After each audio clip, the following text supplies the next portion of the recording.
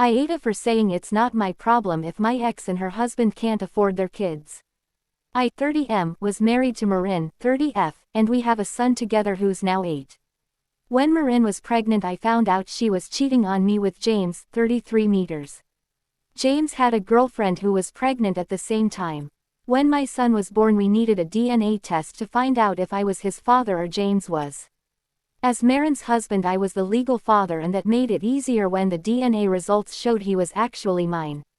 Because she fought to name James his father. Things were toxic. James was there for everything in the later pregnancy and the birth, and Marin told me nothing.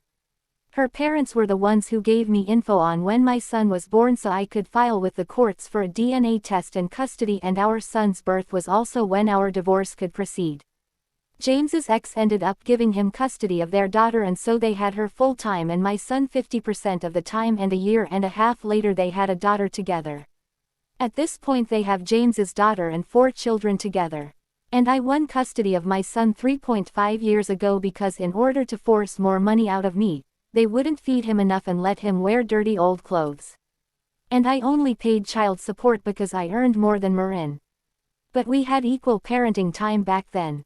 So now Marin sees our son every other weekend. My son's in therapy to help him with all the mess he's witnessed and been a part of in some way in his young life. Marin was also ordered to pay a small amount of child support, but she only paid a few times.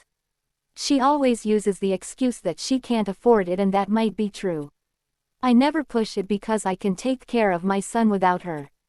For the last 2-ish years Marin has looked to me to buy extra school supplies and share them among the 2 school-aged kids. So her stepdaughter and first daughter with James. I have always ignored those requests and sent my son with supplies and donated a few to his class as requested. I have never bought a single thing for the other children in my ex's household. 2 weeks ago my son had a small surgery and Marin showed up. Marin brought up the school supplies issue and asked me to please be decent about this and get some supplies for her girls because they couldn't afford them. She told me they struggle to support the kids they have as it is and their other kids suffer. I tried to move away from her, but she followed me to another table. So I told her I don't care if they can't afford their other kids. I told her that her other children are not my responsibility and she needs to figure something else out.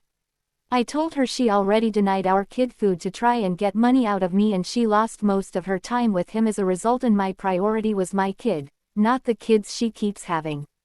I told her I would not discuss it with her again, and I haven't, but she has sent many messages through the co-parenting app the courts have ordered us to use where she calls me an asshole and not a good dad to our kid. My lawyer knows. He tells me to keep ignoring her. And for those who might wonder, this will not remove her visitation with him.